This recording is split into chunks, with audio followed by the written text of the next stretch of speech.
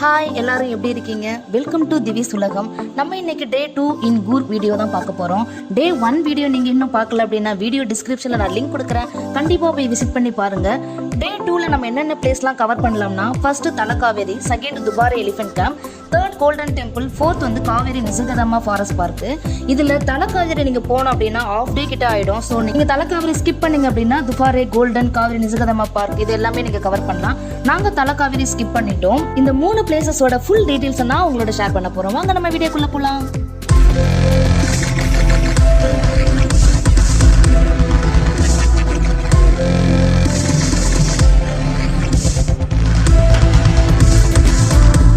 டே 2 செடியன் birthday. So நாங்கள் morning எழுந்துட்டு செடியன் பர்த்டேக்கு விஷஸ்லாம் பண்ணிவிட்டு ஹோம் ஸ்டேவை சுற்றி என்னென்ன பிளேசஸ்லாம் இருக்குது அப்படின்னு சொல்லிட்டு சும்மா ஒரு வாக் மாதிரி நடந்தோம்.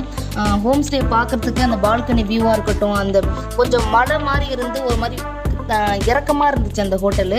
அங்கே நடந்து வரத்துக்கே அவ்வளோ அழகாக இருந்தது. அந்த பிளேசஸ் ஃபுல்லாக நாங்கள் சுற்றி பார்த்துட்டு நாங்கள் கிளம்பிட்டோம். நியர்பை ஹோட்டலில் பிரேக்ஃபாஸ்ட் கம்ப்ளீட் பண்ணிவிட்டு அதுக்கப்புறம் சைட் பார்க்க கிளம்பிட்டோம். First place Dubare elephant camp. இந்த துபாரே எலிஃபென்ட் கேம்ப்பு காவேரி நதிக்கரையில் இருக்கிற ஒரு அழகான முகாம்ங்க. சம்மர் சீசனில் இங்கே நீர்மட்டம் ரொம்ப குறைவாக தான் இருக்கும். ஸோ கேம்புக்கு போகிறவங்க நடந்தே இந்த ரிவரை கிராஸ் பண்ணிடலாம். பட் நாங்கள் போன டைமில் ரொம்ப தண்ணியாக இருந்ததுனால போட்டில் தான் போக வேண்டியதாக இருந்தது. போட்டில் தான் போய் நாங்கள் ரிவரை கிராஸ் பண்ணோம். அந்த போட்டிங்கே சூப்பராக இருந்தது. காவேரி ரிவரை ரசிச்சுக்கிட்டே அந்த வியூ செம்ம எக்ஸ்பீரியன்ஸாக இருந்தது. இங்கே ரிவர் ராஃப்டிங் ஆக்டிவிட்டிலாம் கூட இருக்குது. பர் ஹெட்டுக்கு 1000 ருபீஸ் சார்ஜ் பண்ணுவாங்க. நீங்கள் ஃப்ரெண்ட்ஸாக வந்தீங்கன்னா ரிவர் ராஃப்டிங்லாம் நீங்கள் ஜாலியாக என்ஜாய் பண்ணலாம். பட் ஃபேமிலியாக போனோம் அப்படின்னா கண்டிப்பாக அது கொஞ்சம் கஷ்டம்தான். ஸோ நாங்கள் ரிவர் ராஃப்டிங்லாம் அவாய்ட் பண்ணிட்டோம். நாங்கள் கேம்புக்கு ரீச் ஆகும்போதே அங்கே எலிஃபெண்ட்ஸ்லாம் குளிச்சுட்டு இருந்தது. செடியை ரொம்ப என்ஜாய் பண்ணி அதை பார்த்துட்டு இருந்தான்.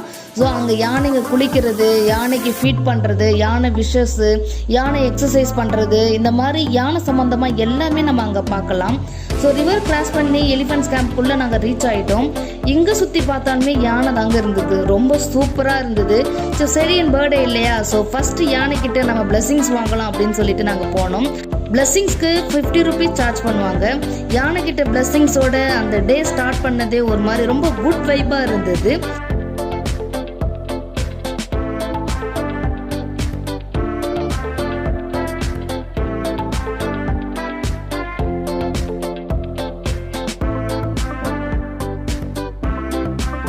அப்படியே அங்கே இருக்கிற யானைகள்லாம் எக்ஸசைஸ்லாம் பண்ணிட்டு இருந்தது. அங்கெல்லாம் அப்படியே கொஞ்சம் விசிட் பண்ணிட்டு அதுக்கப்புறம் கொஞ்சமாக நடந்து வந்துட்டே இருந்தோம். இந்த எலிஃபென்ட் கேம்ப் எப்படி உருவாச்சுன்னா, இந்த கேம்ப் ஃபர்ஸ்ட் கர்நாடகா வனத்துறையால் பயன்படுத்தப்பட்ட யானைகளுக்கான ஒரு பயிற்சி மையமாக நிறுவப்பட்டதான். ஆனால் வரலாற்று ரீதியாக துபாரேலேருந்து வந்த யானைகள் மரம் வெட்டு நடவடிக்கைகளுக்கு தான் பயிற்சி அளிக்கப்பட்டுதான்.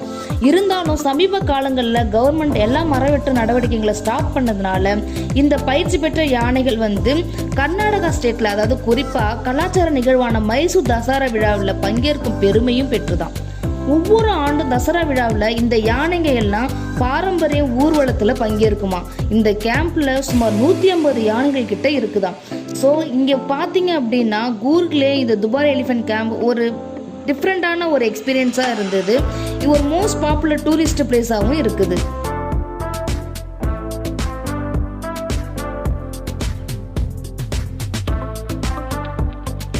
நெக்ஸ்ட் பிளேஸ் பார்த்தீங்கன்னா கோல்டன் டெம்பிள். இந்த கோல்டன் டெம்பிள் ரியல் நேம் நாம்டோலிங் மடாலயம். அதாவது 1963ஆம் ஆண்டு திபெத்திய அகதிகளுக்காக பத்ம சம்பவர் என்பவரால் நிறுவப்பட்டதுதான் இந்த கோல்டன் டெம்பிளாம். தர்மசலாவுக்கு பிறகு இந்தியாவில் 2வது திபெத்திய சம்பவம் இந்த பைலகுஃபேல தான் இருக்கான். இந்த பைலகுஃபே வந்து குஷால் நகர்ல இருந்து 6 கிலோமீட்டர் டிஸ்டன்ஸ்ல இருக்குது.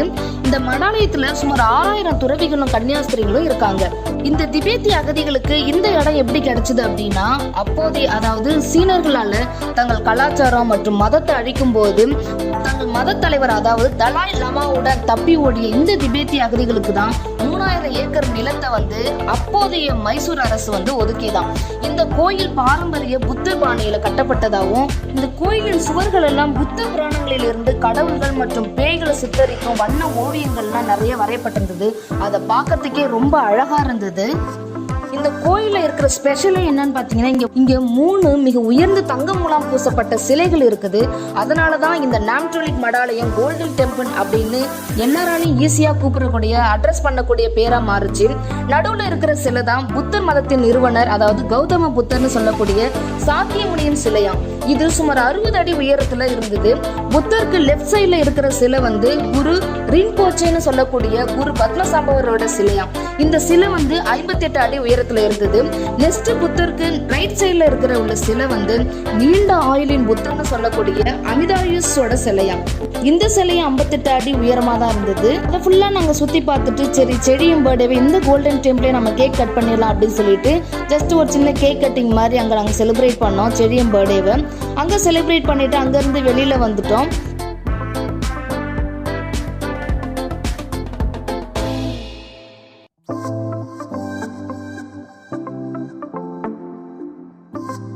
வெளியில வந்துட்டு அங்க இருக்க பிளேசஸ்லாம் பாத்தீங்கன்னா ஃபுல்லா ஷாப்பிங் பிளேஸா இருந்தது. அதாவது ஃபுல்லாவே திபேத்தி மக்களோட வாழ்வாதாரங்கள் பொருட்கள், அதுக்கப்புறம் இந்த புத்தர் சிலைகள், நிறைய கைவினை பொருட்கள், நிறைய ஷாப்பிங் பிளேசஸ் அங்க சுத்தி பார்த்துட்டு நமக்கு வேணுன்றதெல்லாம் வாங்கிட்டு வந்தோம். லாஸ்ட் பிளேஸ் பார்த்தீங்கன்னா காவேரி நிசர்கதம்மா ஃபாரஸ்ட் பார்க்கு. இந்த ஃபாரஸ்ட் வந்து ஒரு தொங்கு பாலம் மூலயமா தான் கிராஸ் பண்ண வேண்டியதாக இருந்தது. அங்கேருந்து நாங்கள் கிராஸ் பண்ணிட்டு போனோம். அதாவது இது காவேரி நதியால் உருவாக்கப்பட்ட ஒரு தனி தீவு தான் இந்த நிசர்கதம்மா ஃபாரஸ்ட் பார்க்கு. கிட்ஸு, நிறைய காலேஜ் ஸ்டூடெண்ட்ஸு நிறைய பேர் வந்திருந்தாங்க அந்த டைமில். அந்த பிளேசஸ் பார்க்கறதுக்கே அவ்வளோ சூப்பராக இருந்ததுங்க.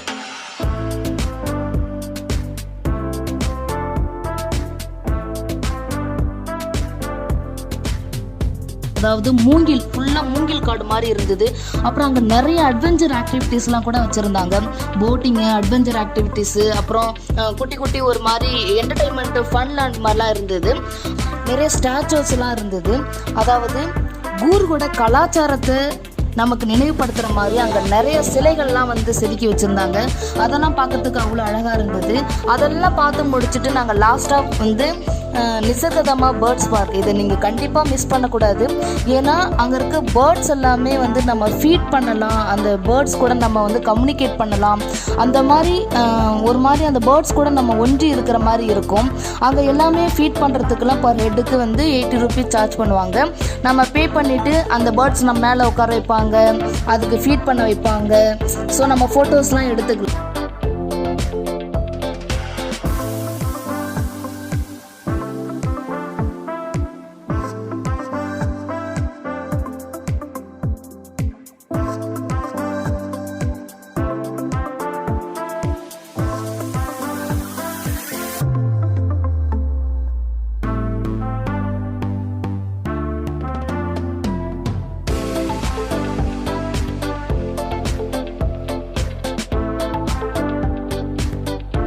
அதெல்லாம் ஃபுல்லாக ஃபோட்டோஸ்லாம் எடுத்துக்கிட்டு அந்த இடத்த ஃபுல்லாக சுற்றி பார்த்துட்டு அதுக்கப்புறம் சைடில் போனோம் அப்படின்னா ஒரு காவேரி ரிவர் வந்து போகிறத வந்து நம்ம பார்க்கலாம். காவேரி ரிவரில் இறங்கி நம்ம அங்கே வந்து டைம் ஸ்பெண்ட் பண்ணதுக்கான ஒரு நல்ல பிளேஸாக இருந்தது. அங்கே தான் போட்டிங்லாம் வேறு ஸ்டார்ட் பண்ணுவாங்க போல்.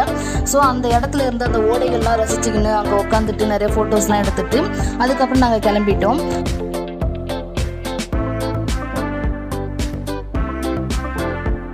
அங்கே அதெல்லாம் முடிச்சுட்டு வெளியில் வந்தோன்னா பெரிய ஷாப்பிங் மாலுங்க.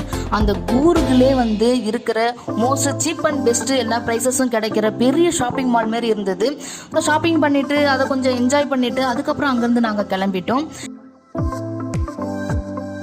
இதோட நாங்கள் டே 2 நாங்கள் வந்து சைன் அப் பண்ணிட்டோம். அவ்வளோதாங்க, எல்லாம் முடிஞ்சிட்டு நாங்கள் நேராக ஹோட்டல் வந்துட்டோம். ஹோட்டல் வந்துட்டு ரெஃப்ரெஷ் ஆகிட்டு சரி சும்மா நைட் வாக் போயிட்டு நம்ம ஹோட்டலில் போய் சாப்பிட்றலாம் அப்படின்னு சொல்லிட்டு அன்னைக்கு நாங்கள் ஹோட்டலில் போயிட்டு டின்னர் கம்ப்ளீட் பண்ணிட்டு அந்த நாளை நாங்கள் சைன் ஆஃப் பண்ணிட்டோம். நெக்ஸ்ட் டே 3 வீடியோவில் நான் உங்களை சந்திக்கிறேன். பாய். இந்த வீடியோ உங்களுக்கு பிடிச்சிருந்துச்சு அப்படின்னா லைக் பண்ணுங்கள், கமெண்ட் பண்ணுங்கள், ஷேர் பண்ணுங்கள், மறக்காமல் சப்ஸ்கிரைப் பண்ணிடுங்க. பாய்.